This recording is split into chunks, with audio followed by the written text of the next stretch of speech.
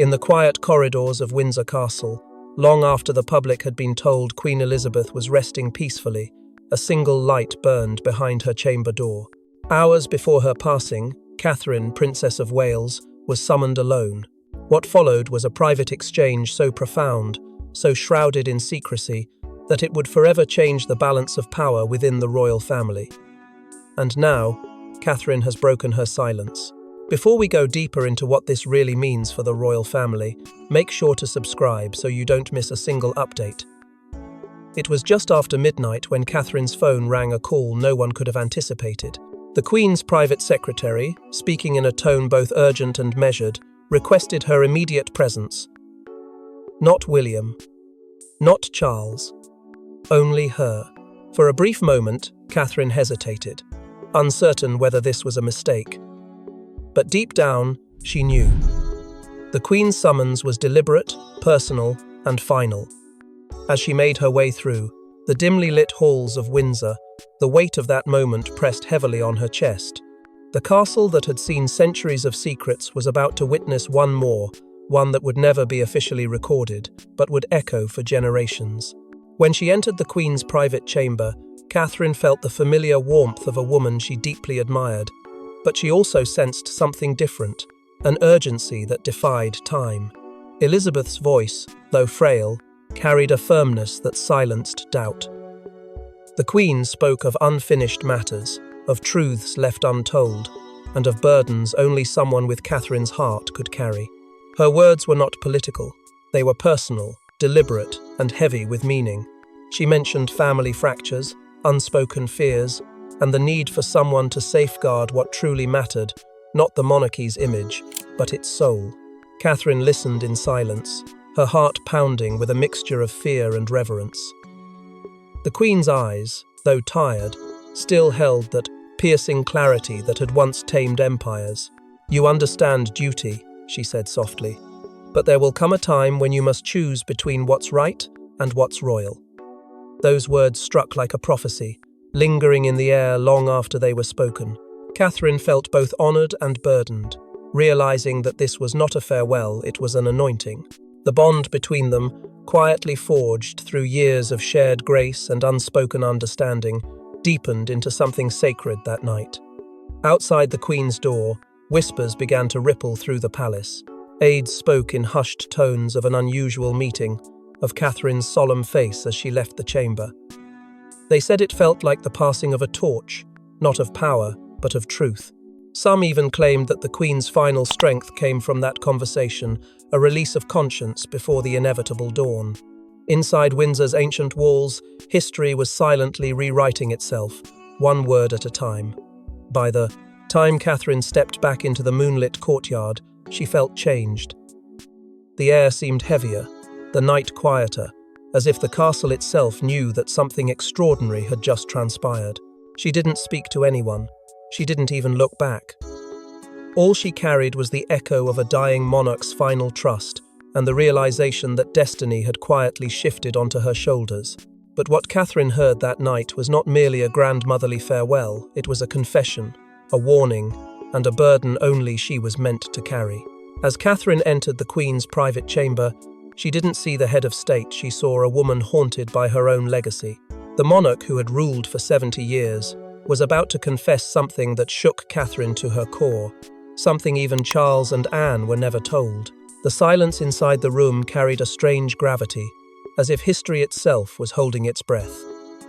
The Queen's once commanding presence seemed softened by exhaustion, but her eyes still burned with that unmistakable intensity that defined her reign.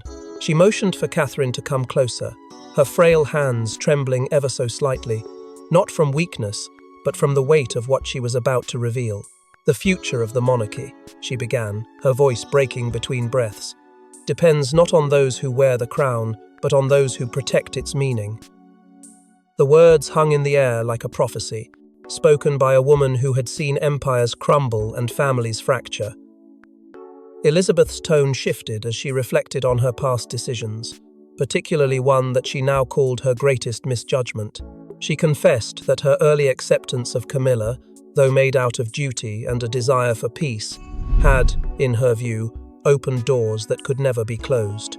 "I thought I was restoring order," she murmured, "but I may have invited disorder instead." Catherine's heart pounded. The Queen's regret wasn't political, it was personal. For the first time, she wasn't the sovereign making calculated choices.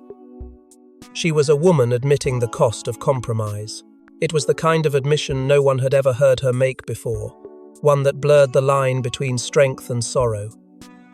Then came the warning. "After I am gone," the Queen whispered, "a storm of deception will sweep through these walls. You must not let it destroy what's left of the truth." Her words carried both urgency and dread. Catherine leaned forward, trying to absorb every syllable, but the Queen's tone darkened further. "There will be those who smile and bow yet plot behind the veil of loyalty," she said. "You must learn to see through the charm and the titles, for not every royal heart beats with honor." The gravity of her voice sent shivers through Catherine's spine. It was as though the Queen was handing her the map to a battlefield disguised as a palace. The Queen then reached toward the bedside drawer and drew out a small, sealed letter, its royal insignia pressed deep into the wax. She placed it in Catherine's trembling hands, her expression unwavering. "Do not open this until the crown trembles," she instructed softly. Catherine wanted to ask what that meant, but the Queen's gaze silenced her. There was a finality in her tone, a sense that this secret was meant to guide her through chaos yet to come. The letter felt almost alive in Catherine's palms, pulsing with the unspoken truths of an empire that had survived centuries of scandal and sacrifice. As Catherine rose to leave, she saw the Queen's lips quiver, her breath thin and fragile, yet her spirit unbroken. The woman before her was no longer the distant monarch adored by millions. She was a grandmother bidding farewell, burdened by truths too heavy for her heirs. Catherine's eyes filled with tears as the Queen's voice, now barely above a whisper, broke the silence one last time. "You were never chosen by chance," she said, "but by grace." It was a sentence that pierced Catherine's heart like a vow. By the time Catherine stepped back into the corridor, the palace felt different, quieter, as though even the walls mourned what had just been spoken. In her hands she carried more than paper. She carried the dying wish of a queen who had seen beyond her own reign. The dawn was beginning to break over Windsor, a pale light spilling across the horizon. As dawn broke over Windsor, Catherine carried that letter and the Queen's dying wish close to her heart, unaware how soon that storm would come to life. Few know that the Queen's last written words were not left for Charles or the nation, but for Catherine. Locked within a royal chest, that letter contained instructions that could either save or destroy the monarchy, depending on who discovered it first. In the days following the Queen's passing, as the nation mourned and the new king began his reign, Catherine's world grew smaller. The letter weighed heavily on her mind, its presence a constant reminder of the secret she now carried alone.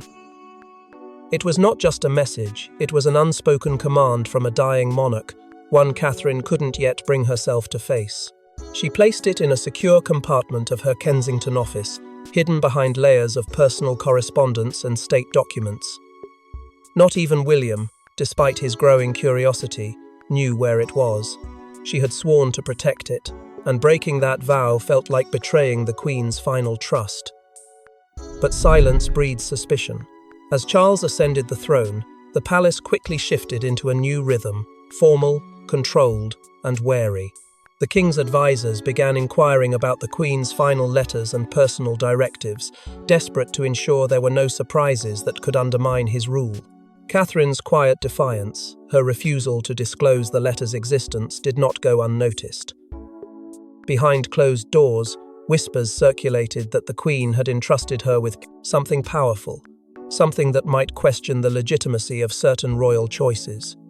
Every moment she kept that secret locked away, the invisible tension between past and present rulers deepened. Camilla, now Queen Consort, was the first to confront the silence. Her curiosity carried a sharp edge. She sensed that Catherine's demeanour had shifted, her composure now cloaked in restraint, her smiles carefully measured. "You've been awfully quiet since Windsor," Camilla reportedly told her during a private engagement, her tone laced with unspoken accusation.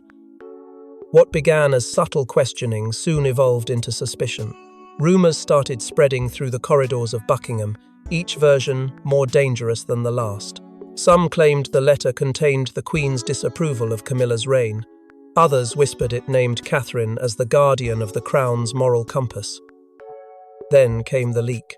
Someone from within the royal household hinted to the press that Catherine had made a private oath at the Queen's coffin, an unrecorded promise whispered through tears as the world watched her bow her head one last time. The story took on a life of its own. Supporters hailed her as the Queen's chosen heir in spirit, while critics branded her secrecy as defiance. But Catherine never confirmed or denied it. The silence that once protected her now became her curse, fueling endless speculation and dividing even the most loyal members of the royal circle. The letter itself became a forbidden symbol, something almost mythical. Those who knew of its existence treated it with a mix of fear and reverence. It represented loyalty, betrayal, and the invisible thread of destiny binding the Crown's future. Catherine understood that revealing it too soon could tear the monarchy apart, yet concealing it risked isolating her entirely. She was trapped in a delicate war of truth versus tradition, with no allies she could fully trust. Each night, as she looked upon the sealed envelope, she remembered the Queen's trembling voice, the warning that not every royal heart beats with honor. That echo guided her choices, her silence, her restraint, but deep within the palace, where whispers carried faster than truth, her secret was already beginning to move without her. But secrets have a way of whispering through palace walls, and soon, Catherine's hidden letter would ignite a quiet rebellion. When Queen Camilla noticed Catherine's growing distance, she mistook it for pride. But when she learned the late Queen had summoned Catherine privately on her last night, jealousy turned to fury, and fury turned to paranoia. What began as quiet curiosity soon turned into sleepless speculation.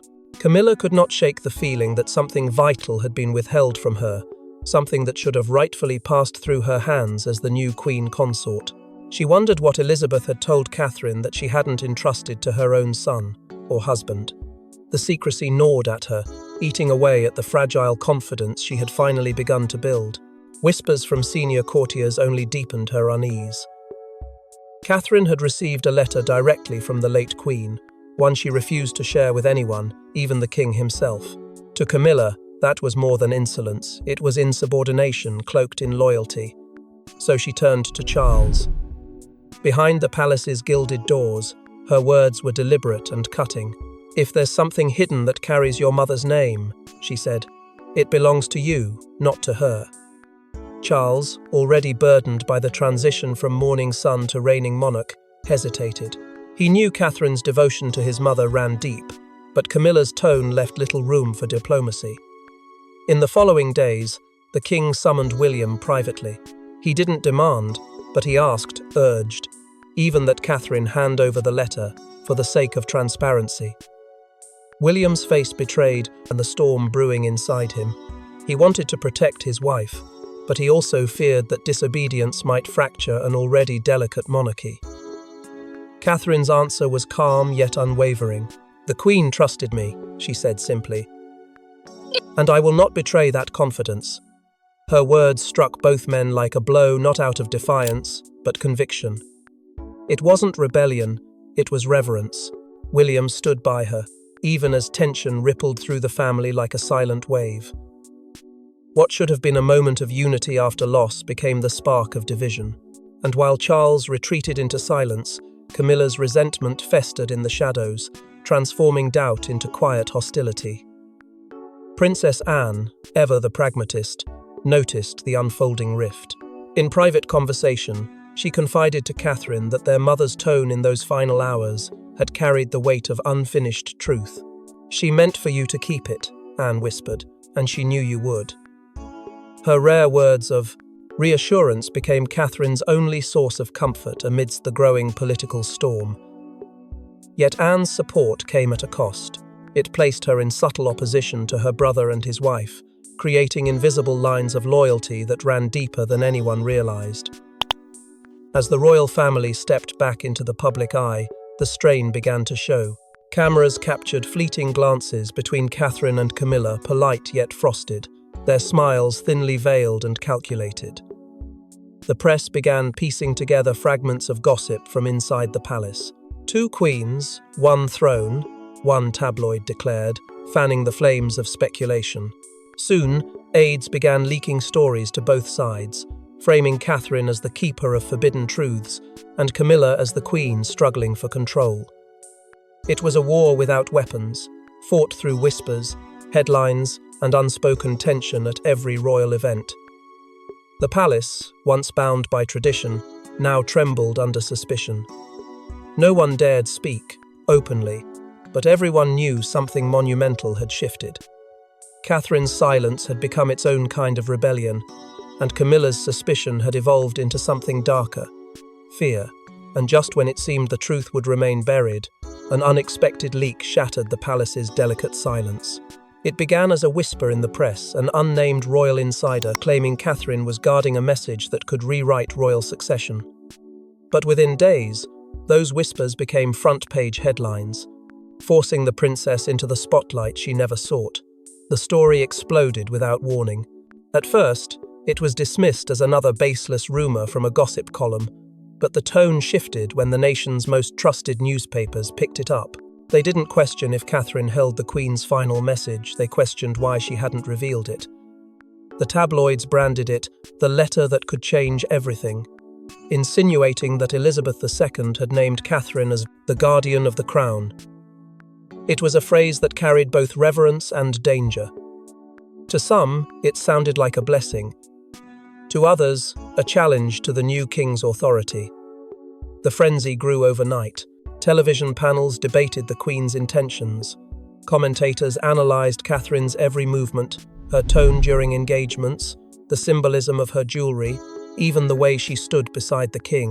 The public was enthralled. The idea that the late Queen might have privately entrusted her legacy not to her son, but to her grandson's wife, sent shockwaves through the monarchy. It became more than gossip, it became a question of loyalty, destiny, and power. Inside the palace, chaos reigned. Charles, already carrying the weight of proving himself as monarch, felt blindsided. Every headline eroded the foundation of his authority, painting him as a transitional figure between 2 queens, the one who had ruled and the one silently waiting. Camilla's fury was uncontainable. She saw the narrative as deliberate, believing Catherine's silence was a calculated move to steal public affection and sympathy. Her words behind closed doors grew sharper by the day, demanding that Charles take control and end this farce before it becomes history. But for Charles, it wasn't that simple. Deep down, he knew his mother's relationship with Catherine had always been profound, built on mutual respect, quiet strength, and trust unspoken. He began to wonder if the rumours, no matter how twisted, held a fragment of truth. Catherine, meanwhile, found herself walking a line between truth and destruction. She denied any involvement in the leaks, yet refused to clarify what had truly been said during that final night at Windsor. Every statement she made was analysed, every silence weaponized. Even those closest to her began to question her choices. William urged her to speak publicly, to end the speculation before it consumed their family. But Catherine's answer was firm. The Queen trusted me to remain silent, and I will honour that. That silence, however, only fueled the fire. Palace courtiers scrambled to contain the damage, holding urgent meetings about media narratives, reputation management, and restoring royal unity. But the damage was already irreversible. The monarchy's carefully constructed image had fractured. The public no longer spoke with one voice. Instead, they divided into 2 camps. Team Catherine saw her as the rightful moral successor to Elizabeth, graceful, steady, and incorruptible. The new reign, meanwhile, rallied behind Charles and Camilla, portraying Catherine as dangerous, secretive, and too powerful for her place. Social media became a battlefield of loyalty and outrage. Hashtags spread like wildfire. Polls showed rising support for Catherine, especially among the younger generation, who saw her as the embodiment of what the monarchy should become. For the establishment, that was the greatest threat of TQT said at all. Behind closed doors, alliances shifted. Those who had once smiled at Catherine now avoided her gaze. She was no longer just a princess, she was a symbol of division, a figure whose quiet dignity had somehow become rebellion. But amid the chaos, as headlines screamed and alliances crumbled, Catherine began to see a chilling truth emerge from the noise.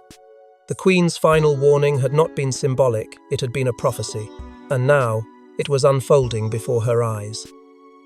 The Queen had whispered, "Not everyone who bows is loyal."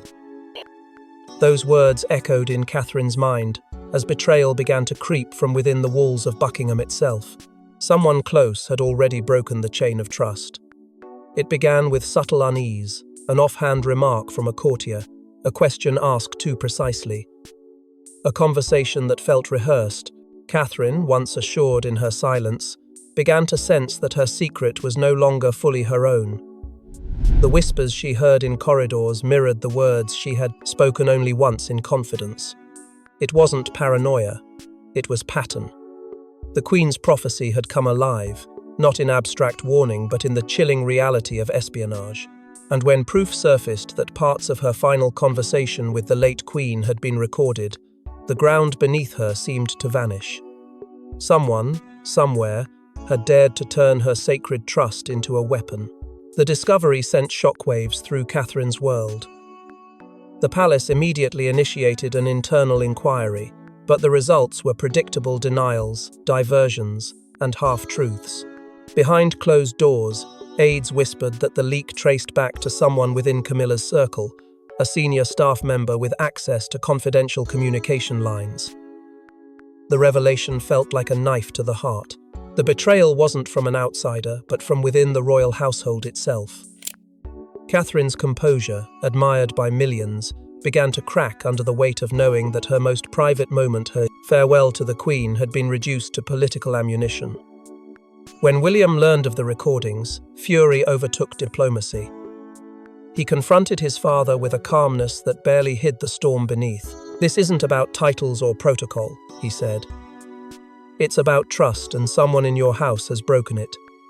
Charles, already stretched thin by the pressures of leadership, struggled to respond. To him, the palace had always been a place of control, but now it seemed even loyalty had become fragmented. Camilla, defensive yet unshaken, denied any involvement. Still, the fracture deepened. What had once been a family held together by formality now felt like an empire of masks, each smile concealing suspicion, each word carefully weighed against unseen consequences. For Catherine, the Queen's warning began to take on a life of its own. She remembered the tremor in Elizabeth's voice, the weight behind the phrase, "Not everyone who bows is loyal." It wasn't a warning about disobedience, it was a revelation about deceit. Night after night, the thought haunted her. She would replay every detail of that final encounter, every glance, every pause, searching for deeper meaning in the Queen's parting words. Her rest grew restless, her presence quieter, her eyes heavier with unspoken worry. Emotional exhaustion consumed her. The weight of duty became heavier than the crown itself. Princess Anne, sensing her turmoil, became her quiet confidant. The bond between them, once rooted in mutual respect, transformed into something deeper, a shared understanding of the Queen's legacy and its hidden cost. During one private exchange, Anne spoke the words that would anchor Catherine's resolve. "Protect the throne, not the crown." It was a message Elizabeth herself had once whispered to her daughter, a creed that separated image from integrity. Those words reignited Catherine's strength. She understood now that her loyalty wasn't to a person, but to a promise. A promise to safeguard the monarchy's heart, even if it meant standing against its machinery. And so, as the palace continued to fracture under secrecy and suspicion, Catherine reached a point of no return. The Queen's prophecy had not just come true, it had consumed everything it touched. Betrayal, manipulation, and deceit had stained the very foundation of the monarchy. But Catherine, burdened yet unbroken, knew what had to come next. The moment of silence was over. The letter, the oath, the truth, all could no longer remain in the shadows. With the monarchy's stability trembling, Catherine knew the time had come to finally reveal what Queen Elizabeth had told her.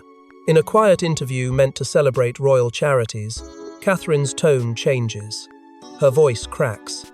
For the first time, she speaks not as the Princess of Wales but as the Queen's chosen confidant, revealing the secret that had weighed on her soul since that final night. At first, the questions were routine. Discussions of family, service, and legacy filled the air, but something in Catherine's demeanour signalled that she was ready to unburden herself. The silence between her words grew longer, heavier, until finally, she said the one sentence that changed everything. The Queen told me the monarchy would survive only if it remembered what it means to be human. It wasn't rehearsed, it wasn't planned. It was truth, raw and trembling, spoken from a place of both love and pain. In that moment, Catherine wasn't defending herself from rumours or gossip. She was fulfilling the promise made beside a dying sovereign. She went on, her voice breaking as she recalled the Queen's message. She told me to never let the crown forget compassion. That titles mean nothing if they sit upon hearts that have turned cold. The interviewer froze. The crew went silent. The admission carried the weight of a confession long buried, one that redefined everything the world thought it knew. About Elizabeth's final hours, Catherine revealed that the Queen had not given her instructions of authority, but a moral commandment to protect the soul of the monarchy when everyone else was protecting its image. The sealed letter, she explained, was not about succession, inheritance, or control. It was a reflection, a reminder that the crown's greatest power lay not in its lineage, but in its conscience. Tears welled in her eyes as she described the Queen's last words to her. "She called me the quiet strength the future will need," Catherine said softly. "At the time, I didn't understand what she meant. Now I do." The emotion in her voice cut through decades of royal formality, stripping away the distance between monarchy and people. It was a rare moment of vulnerability from someone the world had always viewed as composed and impenetrable. For Catherine, this wasn't about confession, it was liberation. The truth she carried had been both her curse and her shield. Now, released into the world, it became her redemption. The reaction was instant and overwhelming. Headlines erupted across the globe. For the first time, the narrative was not of scandal or secrecy, but of grace. The public saw in Catherine what the Queen had seen: a woman of quiet conviction, one who believed in the monarchy's humanity more than its hierarchy. Crowds gathered outside royal residences, leaving flowers and letters addressed not to a princess, but to the Queen's chosen. Even those who had once doubted her motives began to understand. Catherine had not sought power, she had shouldered it. Inside the palace, the impact was seismic. Charles, watching the interview alone, was shaken. The woman who had once stood quietly in his mother's shadow had now given voice to the legacy he himself struggled to uphold. For a moment, the anger, the jealousy, and the tension that had plagued the family dissolved into reflection. The Queen's words, once secret, now lived, again through Catherine. They weren't a rebuke, they were a prophecy, a reminder that unity could not be decreed. It had to be earned through truth and compassion. And yet, as the world celebrated her courage, a new ripple began to form beneath the surface. Applause and admiration filled the air, but not everyone was ready to accept the implications of her revelation.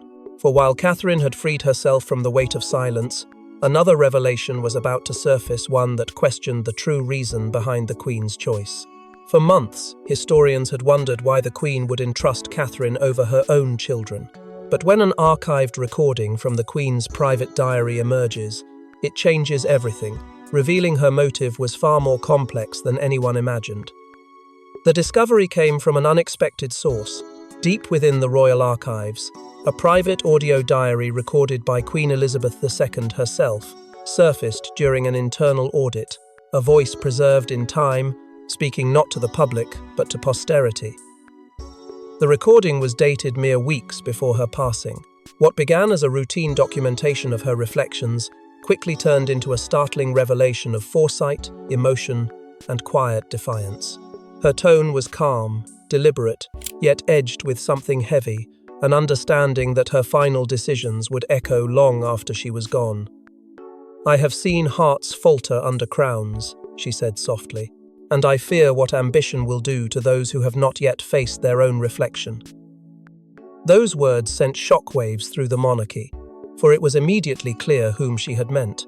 The Queen's voice went on to confess that she had long sensed the turbulence that would follow her reign. She spoke of Charles with both love and sorrow, acknowledging his dedication, but also his inner conflict, the constant battle between duty and desire. "My son was born to lead," she admitted, "but his heart was not built for solitude, and the one he chose to share it with may yet test the weight of his crown." It was an admission not of doubt, but of recognition, a sovereign mother who foresaw that Camilla's influence, while stabilizing to Charles, could one day divide the family she had spent decades trying to preserve. Then, the Queen's tone shifted, gentler but certain. She spoke Catherine's name. "She reminds me of what we once were before power became burden. Her silence holds strength, her grace, conviction. The nation will look to her when all else falters." It was here that the Queen revealed her intent to make Catherine not just a princess by marriage, but a matriarch by destiny. "I entrust her not with authority," she said, "but with the guardianship of grace, for she will be the one to restore what the crown will forget: humility." Those words reframed everything. It became clear that the Queen's final act had never been about succession, but survival, ensuring that the monarchy's moral compass would endure beyond political storms and personal rivalries. As the contents of the diary spread privately through the palace, reactions were swift and emotional. Charles, upon hearing the recording, was visibly shaken. To him, it was both a validation of his mother's wisdom and a painful reminder of her lingering doubts about his reign. The Queen's trust in Catherine was not a betrayal, but it stung nonetheless, a silent acknowledgement that the stability of the future might lie outside his control. Yet, after days of contemplation, he chose acceptance over resentment, remarking quietly to an aide, "She saw further than any of us." His words revealed a man both humbled and haunted by the enormity of his mother's foresight. Camilla, however, could not mask her devastation.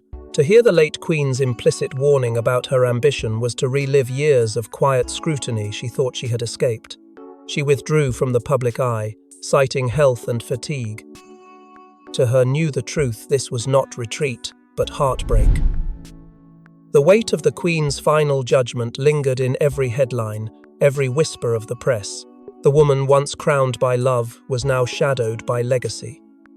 For Catherine, the revelation changed everything. The letter she had once guarded as a secret now became a symbol of her duty.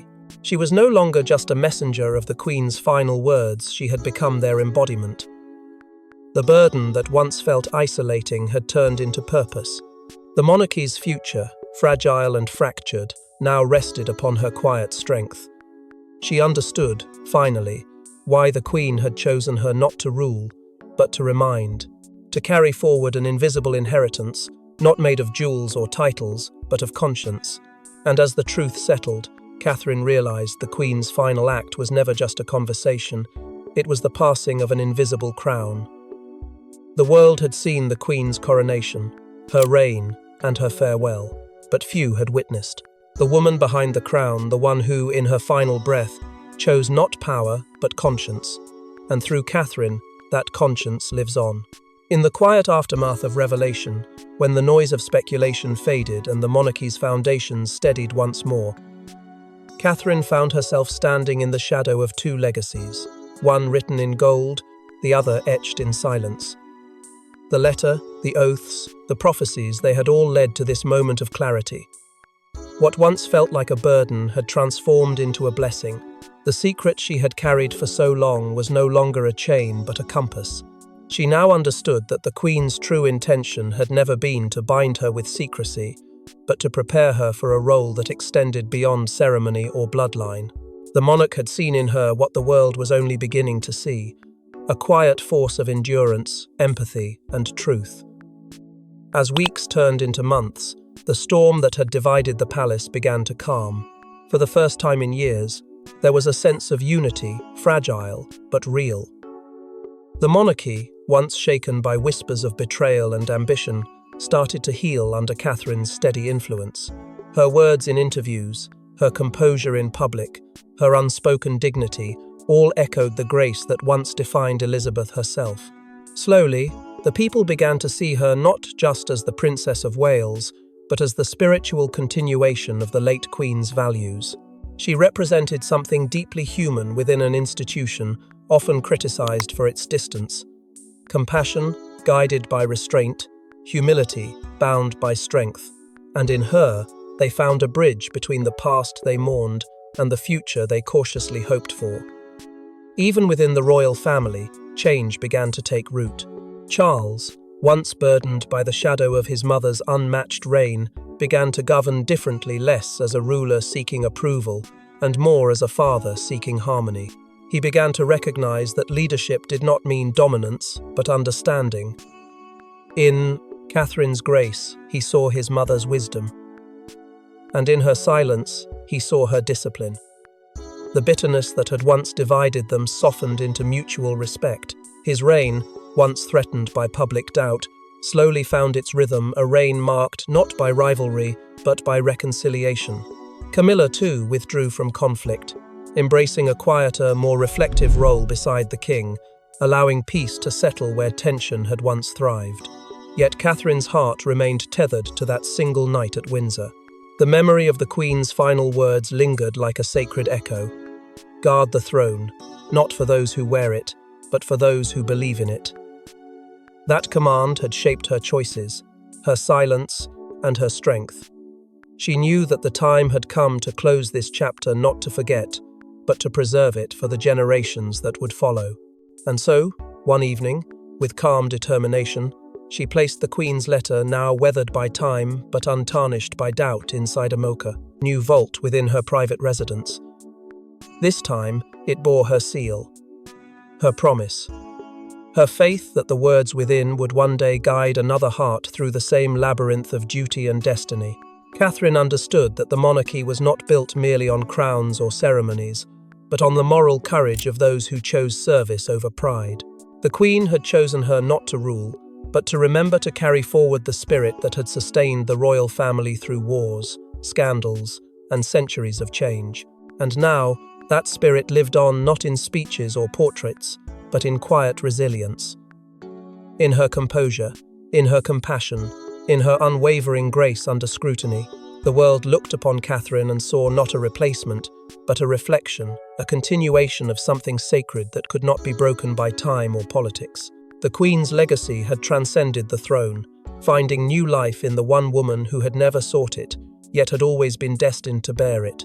And so, the story of two queens, one of past and one of promise, becomes the heartbeat of a monarchy reborn. Thanks for watching. Don't forget to like and subscribe, and we will see you in the next one.